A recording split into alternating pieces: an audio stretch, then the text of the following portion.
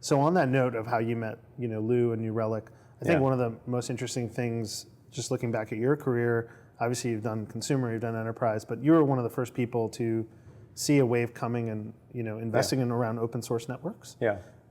And there's still a lot of debate around that. People are wondering, how big of a business that could be sometimes. Right. So maybe if you can unpack a little bit how you got interested in that area, how you identified and got conviction around, hey, that's actually a venture investable area. Yeah. And then what does the next, let's say 3 to 5 years look like for open source projects and founders who are out there who maybe want to reach you, right? Who are working on these things and are a little unsure about converting their hobby into a business.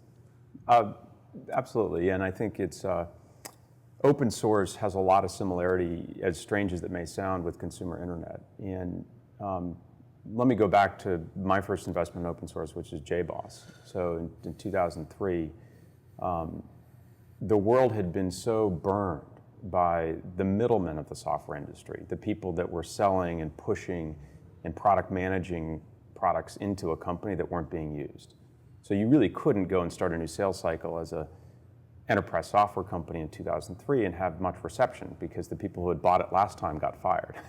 So the shelfware, the false promises of the enterprise sales model.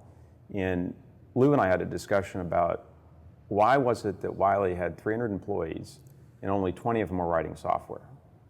It didn't seem right. And about that time, I met Mark Fleury, and Mark conveyed a connection between the author and the consumer, and this idea that the middleman would potentially be irrelevant in an era where you could have transparency, where if I want an application server on my desktop, I can go grab it and download it, and I don't have to talk to 50 people in the bureaucracy, and they don't know what they're talking about. So that idea of disintermediation, of empowering the author to connect to the consumer, is very similar to what powers Yelp. It's very similar to, I think, what powers Twitter, where you have an author who's now touching very directly, without all the stuff in the middle, the human being on the other side. And the internet opened that up. And so I think what you then ask the question in any company which has achieved great product success, if you have a great author who's created an organization that's creating a great product, how do you monetize it? And I think that has been the question from an open source standpoint from the beginning of time. Red Hat in 2003 was still not a particularly exciting company. Now it's a multi-billions of dollar market cap company. It's proven that if you sell things that go around the product, the peace of mind, the packaging of a subscription, so you do the work of configuring it, ensuring that it's going to work as advertised. There's value there. But what you hope for is that the product model and the business model play off of one another. And so that's what we look for, which is, can you get resonance where if I use the product in a certain way, it'll open up the economic opportunity. Google's the best example of that, of course, where the product model is the business model. And I think Twitter is very similar to that, where the ad is the same content. And so a similar way, I think, if you look at open source, companies today were invested in Elasticsearch, Hortonworks, just a couple as examples.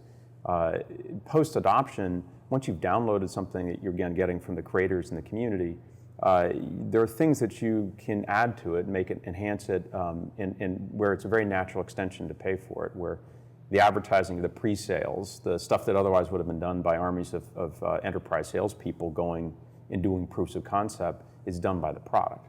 And so along those lines, I look at Zendesk, which is right across the street here, as being very similar, where we didn't, for the first 10,000 customers at the company, have salespeople. You think about that, achieving that level of scale with product first. And the product model and the business model fed one another. So because people do a trial of a Zendesk, they would then say, okay, well, I'm willing to pay. But they didn't do that by talking to a sales rep who visited them and tried to, show them PowerPoints around how this is a great product. They knew, they were using it. So it was a very natural combination. So I think the world we're in now is allowed for this elimination of the middleman in more transparency and an empowerment of the author, which cuts across almost everything Benchmark does.